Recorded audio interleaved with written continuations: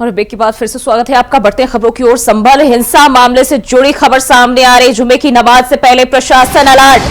संभल हिंसा को लेकर अपडेट सामने आ रही। जुमे की नमाज से पहले प्रशासन अलर्ट मोड पर। जामा मस्जिद के इलाके में ड्रोन से निगरानी रखी जा रही है। जामा मस्जिद के पास धारा 163 लागू कर दिया गया है। प्रशासन सड़कों पर कर रहा निगरानी। ड्रोन के साथ साथ सीसीटीवी से भी निगाह रखी जा रही है। तो ये जानकारी जामा मस्जिद के इलाके में पूरी तरह से प्रशासन हाई अलर्ट मोड पर और सीसीटीवी के जरिए निगरानी रखी जा रही है। और आपको बताते चले 48 घंटे तक इंटरनेट सेवा भी बंद। तो जुमे की नमाज से पहले एक बार फिर से प्रशासन हाई अलर्ट पर।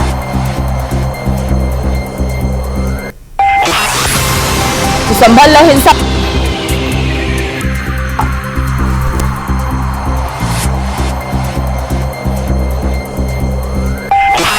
ड्रोन के साथ साथ सीसीटीवी कैमरे से भी पूरी तरह से इलाके में निगरानी रखी जा रही है। आपको बताते चले रविवार से ही संभल में पूरी तरह से पुलिस की मुस्तैदी देखी जा रही है। और एक बार फिर अब जुमे की नमाज से पहले पूरी तरह से अलर्ट और तमाम जगहों पर कड़ी निगरानी रखी जा रही है। ड्रोन के जरिए साथ साथ सीसीटीवी कैमरे भी लगाए गए हैं ताकि किसी तरह की कोई वारदात ना होने पाए। और इसी को लेकर पुलिस प्रशासन पूरी तरह से अलर्ट मोड पर। तो जामा मस्जिद सर्वे को लेकर जो है विवाद अभी थमा नहीं है। और एक बार फिर जुमे की नमाज से पहले पुलिस प्रशासन हाई अलर्ट मोड पर दिखाई दे रहा है। और आसपास के इलाके में कड़ी निगरानी भी रखी जा रही है।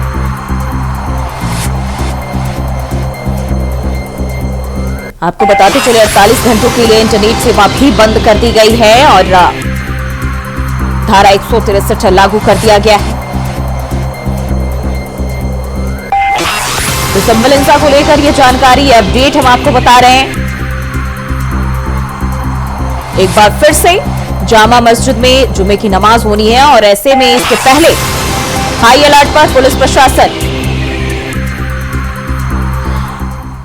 और इस खबर पर ज्यादा जानकारी के साथ स्टेट कोऑर्डिनेटर अनिल पाठक हमारे साथ जुड़ चुके हैं। अनिल जी, एक बार फिर से जामा मस्जिद में जो है जुमे की नमाज से पहले प्रशासन पूरी तरह से अलर्ट मोड पर दिखाई दे रही है।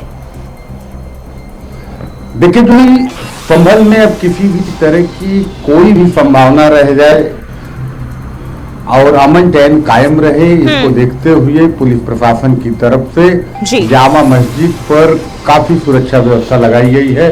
क्योंकि कल जुमे की नमाज है। संभल हिंसा के बाद ये पहली नमाज है जुमे की जिसमें बड़ी संख्या में लोग जो है नमाज अदा करने के लिए आएंगे।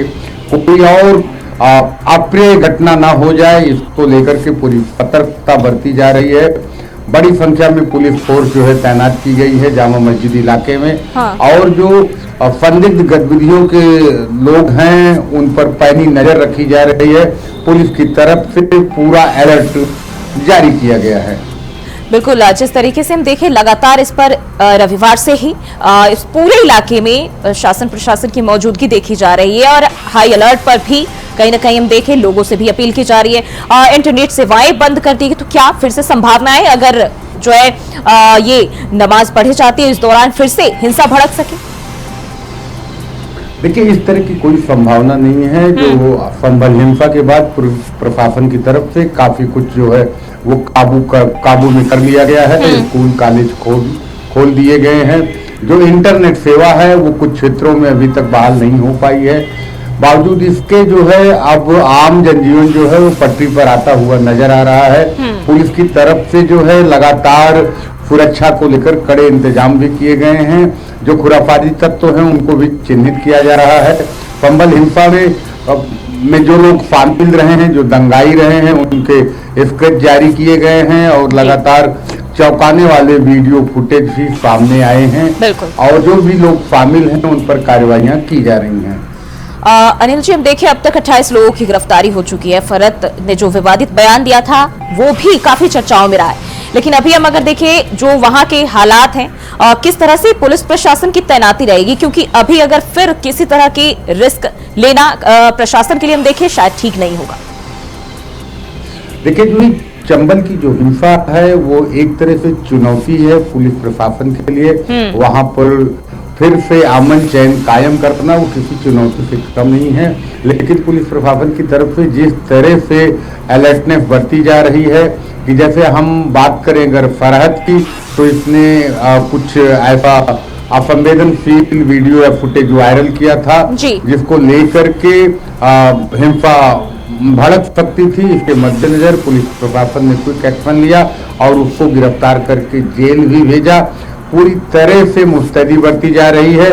कोई भी ऐसी चीज जो हिंसा में पेट्रोल या घी का काम ना करे, इसको देखते हुए प्रशासन की तरफ से लगातार गाइडलाइन भी जारी की गई है कि कोई भी व्यक्ति ऐसा कृत्य ना करे जिससे हिंसा भड़के। इसको लेकर के जागरूकता भी प्रशासन की तरफ से की जा रही है। बिल्कुल, अनिल जी हमारे साथ संभल से सतीश सिंह भी हमारे संवाददाता जुड़ चुके हैं फोन लाइन पर। सतीश, अगर हम बात करें, कल जुमे की नमाज है, इसके पहले प्रशासन पूरी तरह से अलर्ट, किस तरीके की सुरक्षा व्यवस्था और तैनाती? देखिए, हम बता दें जैसे 24 तारीख को हुए बलवे को लेकर के आज संभल में पुलिस इसमें तैनात है कि बाहर से फोर्स मंगा ली गई है और वहाँ पर जो आसपास इलाकों में सीसीटीवी कैमरे लगवाए गए हैं। मस्जिद के पास में 20 कैमरे लगाए गए हैं जिससे नमाज पढ़ने के बाद में कोई गलबा ना हो, उसकी तरफ कैमरों से निगरानी रखी जाएगी। ड्रोन कैमरे लगातार उड़ाए जा रहे हैं। आसपास के इलाकों में देखा जा रहा है कि छतों पर कुछ पथराव या कोई पत्थर तो नहीं है, किसी की छत पर कुछ मलबा या पत्थर पड़ा है तो वो भी उतरवाया जा रहा है। बिल्कुल, अगर हम अभी बात कर रहे हैं, क्योंकि लोगों में रविवार से ही खौफ का माहौल है, पूरी तरह से बंद हो चुके हैं घरों में और ऐसे में बाहर निकलना भी मुश्किल है उनके लिए, तो क्या संभावना है कल भी जो है जुमे की नमाज होना है और ऐसे में लोगों के अंदर एक खौफ होता है कि शायद फिर से कुछ इस तरह के भड़क ना जाए हिंसा एक बार फिर से? और क्योंकि जब भी कुछ ऐसा होता है कई लोग जो आम जनता है वो इसकी चपेट में आते हैं, और ऐसे में किस तरह के इंतजाम देखे जा रहे हैं अभी?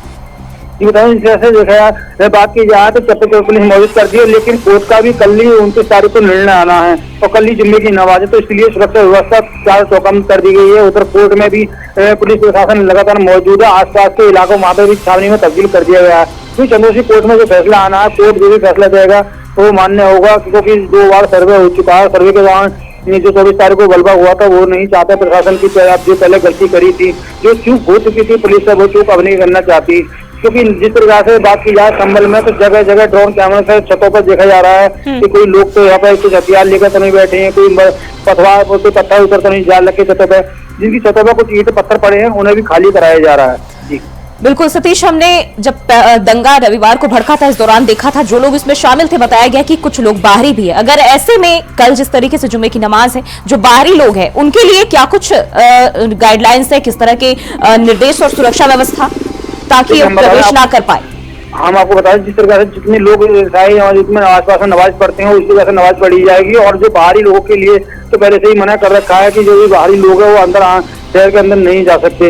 इस बार शहर खुला हुआ है। और बात की जाए 3 आरोपी और गिरफ्तार किए गए हैं, जिनके पास से पुलिस ने दबंगी करके वो गिरफ्तार किए गए हैं। तीनों के पास से आबिद अलसी भी बरामद किए गए हैं। जो पुलिस से उन्होंने रबड़ की गोलियां, जिंदा कारतूस, मैगजीन छीनी थी, वो भी पुलिस ने बरामद कर ली गई है। और तीनों को बिल्कुल अनिल जी, जिस तरीके से हम देखें ये मामला अभी तक ठंडा नहीं हुआ है और लगातार इस पर सियासत भी हम देखते आ रहे हैं। और एक बार फिर से हम देखें, अखिलेश यादव ने पोस्ट किया है और जो विष्णु शंकर जैन है उनकी एक तस्वीरें हैं वो पोस्ट करके उन्होंने उसको लेकर भी सवाल उठाए।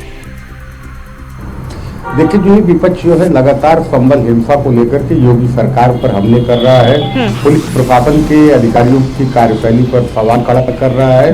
अखिलेश यादव ने भी ऐसा ही एक फोटो वायरल करते हुए एक्स पर पोस्ट करते हुए लिखा है कि आखिर ये फोटो कब जो है पुलिस प्रशासन की तरफ से जारी किया जाएगा, क्योंकि पुलिस प्रशासन की तरफ से जो दंगाई हैं उनके फोटो जारी किए गए हैं, उनकी गिरफ्तारी के लिए लगातार प्रयास किए जा रहे हैं। वहीं राहुल गांधी ने भी इस पर तगड़ा हमला बोला है। विपक्ष पूरी तरह से हमलावर है, लेकिन जहां अगर हम बात करें योगी सरकार की और योगी सरकार की पुलिस की, तो ये पूरी तरह से मुस्तैद है। संभल हिंसा को लेकर डीजीपी प्रशांत कुमार लखनऊ से मॉनिटरिंग कर रहे हैं। तमाम जो एजेंसियां हैं वहां पर पैनी नज़र है संभल को लेकर के। जो ही सबसे महत्वपूर्ण विषय कल का शुक्रवार इसलिए है क्योंकि फर्जी रिपोर्ट भी अदालत में पेश की जा सकती है, साथ में जुमे की नमाज है। किसी भी तरह से हालात बिगड़े ना, इसको देखते हुए पुलिस प्रशासन के सामने जो है एक बड़ी चुनौती है। इसके लिहाज से जामा मस्जिद ही नहीं बल्कि संभल के संवेदनशील इलाकों में पुलिस की गश्त बढ़ा दी गई है और ड्रोन कैमरे जो हैं वो वहाँ पर उन पे निगरानी की जा रही है। साथ में जामा मस्जिद के आसपास सीसीटीवी कैमरे भी लगाए हैं। जैसा कि हमारे सहयोगी ने भी बताया कि वहाँ पर जामा मस्जिद के आसपास जो घर हैं उनकी छतों पर इस बात की खास तौर पर निगरानी की गई है कि कहीं पत्थर तो नहीं है, कहीं ईंट तो नहीं है, कि महिलाएं और वहाँ के लोग फिर पत्थर न चलाने लगे। जी अनिल जी, सतीश मैं आपके पास आना चाहूंगी। अगर हम रिपोर्ट की बात करते हैं तो रिपोर्ट भी कल पेश होनी है, साथ ही साथ जुमे की नमाज है। ऐसे में पुलिस प्रशासन जो सुरक्षा व्यवस्था को लेकर कितनी तैनाती की गई है, क्या जो बलों की संख्या है वो बढ़ाई गई है या पहले की तरह ही है, कुछ और चीजें भी इसमें ऐड किए गए हैं सुरक्षा के मद्देनजर?